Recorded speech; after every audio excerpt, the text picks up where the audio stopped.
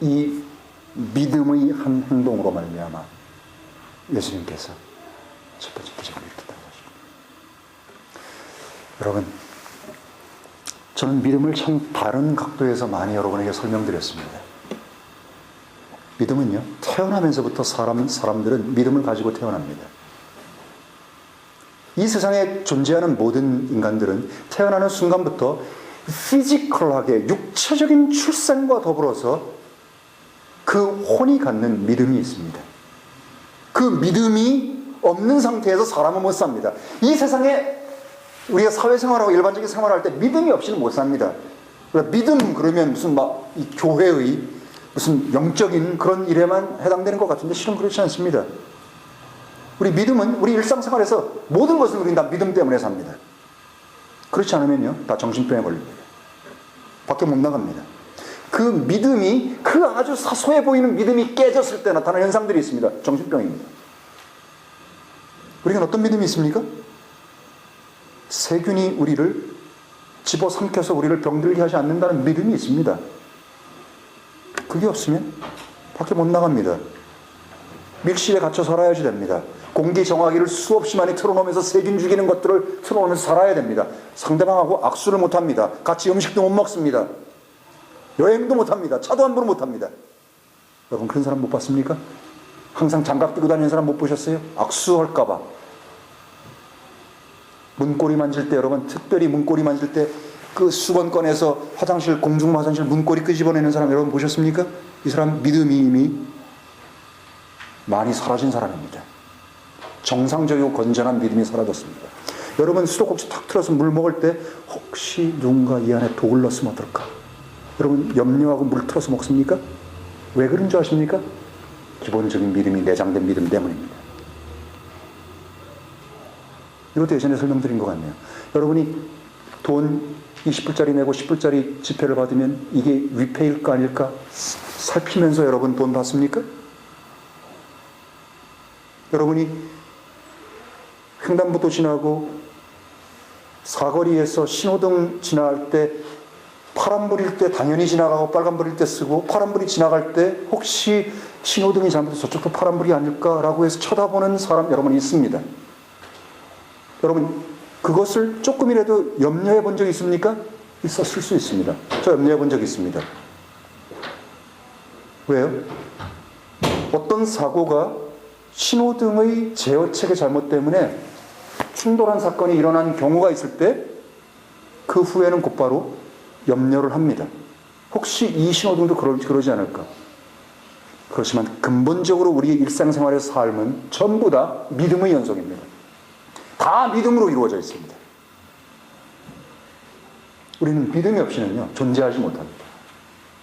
그러나 그런 일반적인 믿음이 아니라 일상의 삶에서 벌어지는 믿음이 아니라 사람 자체가 존재하는 가장 근본적인 목적이 있는 믿음이 있습니다.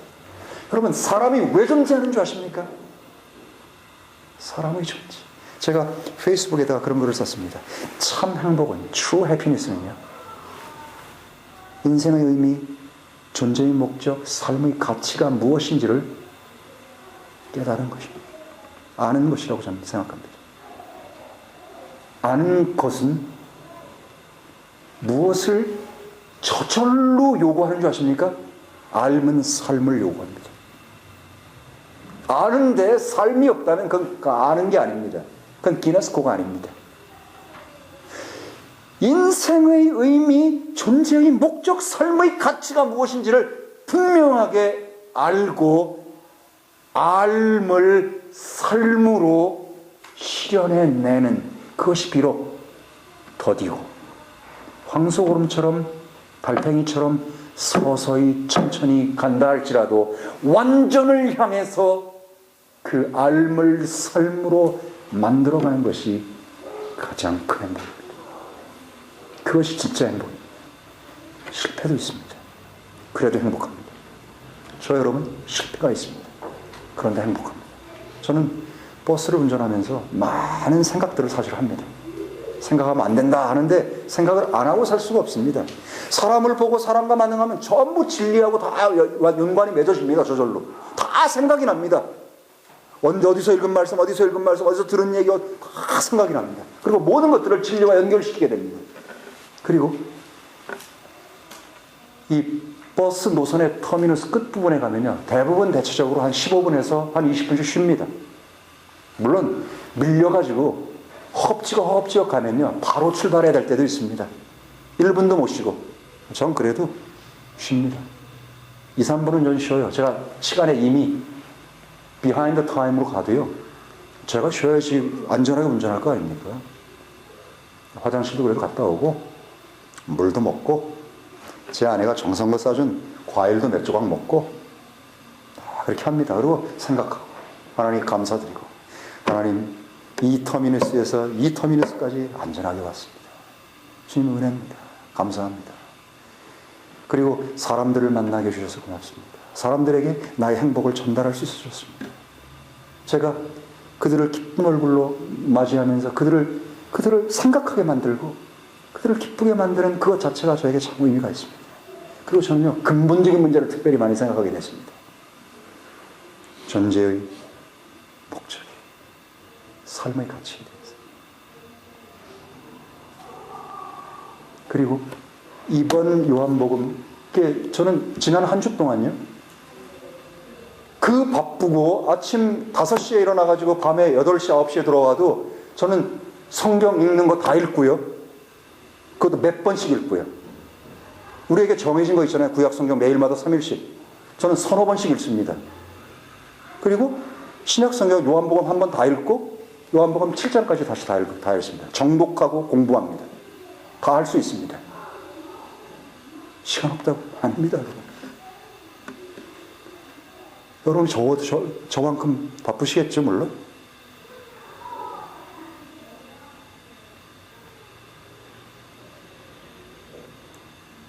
무슨 얘기 하려고 그랬더라? 잊어버렸어. 응? 뭐? 할 말 있어? 예. 생각났습니다. 우리 존재의 가치가 뭔지 아십니까, 여러분? 요한복음을 통해서 제가 새롭게 발견한 게 있어요. 존재의 의미와 가치가 뭐냐? 우리가 왜 도대체 존재하느냐? 이 존재는 이것이 없으면 아무 의미가 없는 겁니다. 쓰레기입니다. 똥입니다. 뭔지 아세요? 믿음이에요. 우린 이 세상에요, 믿음을 위해서 보내진 자들입니다. 믿도록 보내졌어요. 요한복음 1장 한번 보십시오, 여러분. 1장에 여기도 아주 놀라운 말이 하나 있더라고요. 7절 보십시오. 그는 요한에 대한 얘기입니다. 그가 증거하러 왔으니 곧 이 빛에 대하여 증거하여, 그 다음이요, that all men through him might believe. 모든 사람으로 자기를 통해 믿게 하려고 그는 이 세상에 왔습니다. 믿게 하려고요. 모든 사람이 믿어야만 되는 이유가 있는 겁니다. 믿기 위해서 모든 사람은 존재한다는 사실입니다. 아십니까, 여러분? 이 true faith, 진짜 믿음이요, 이 믿음이 나의 존재의 의미입니다. 그리고 믿음을 따라 사는 것 자체, 그건 그 다음에 따라오는 겁니다. 물론 하나로 연결되어 있습니다. 그것을 다 뭐라고 표현합니까? 영생이라고 표현합니다. 믿음은 그 한 단어는 모든 것을 해결하고 남습니다. 믿음은 제가 뭐라고 표현했습니까? 절대로 자기 스스로 내가 다짐하고 결심해서 믿는 거야, 믿을 거야, 믿고 있어, 믿고 말 거야, 믿을 테다, 야! 이게 아니라고 수없이 말씀했습니다. 그런 게 아닙니다. 믿음은 내 안에 generate 되는 게 아닙니다. 믿음은 그것은 육체에 속한 겁니다. 육체에 속한 믿음, 혼에 속한 믿음이에요. 수돗물, 그 다음에 신호등, 내 엄마인지 아닌지, 서로 간에 이런 것들은 전부 혼적인 거고요.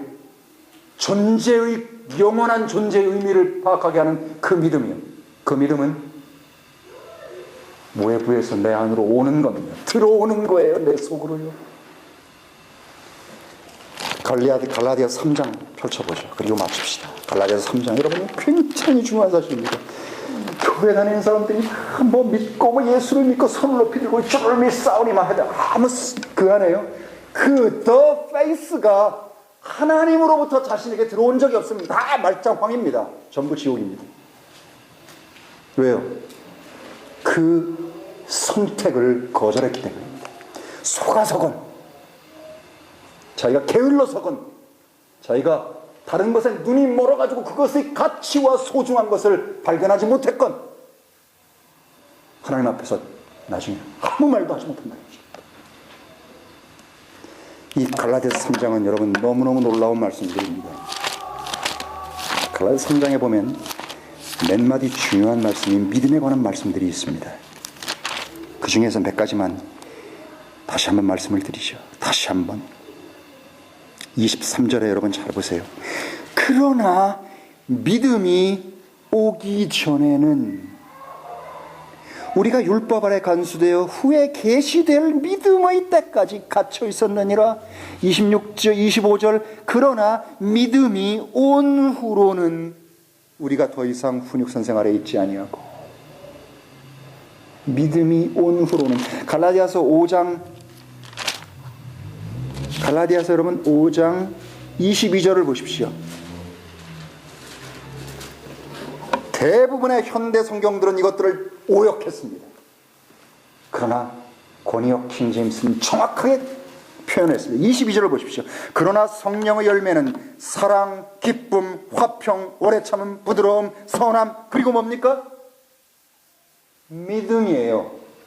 faith라고요. faithfulness가 아닙니다. 대부분의 현대 영어들은 다 이것들을 faithfulness, 신실함이라고 표현했습니다. 근데 여기는요, 킹제임스는 faith라고 설명을 했습니다. 믿음은 성령의 열매입니다. 성령이 오신다는 얘기는 믿음이 온다는 얘기입니다. 그 사람만 요한복음 1장 12절에서 말하는 것처럼 하나님의 자녀가 되는 권세를 한다. 그 믿음이 여러분 안에 있습니까? 그 믿음이 여러분 속에 왔습니까? 언제 왔습니까? 어떻게 왔습니까? 무엇 때문에 왔습니까? 어떤 말씀 때문에 왔습니까?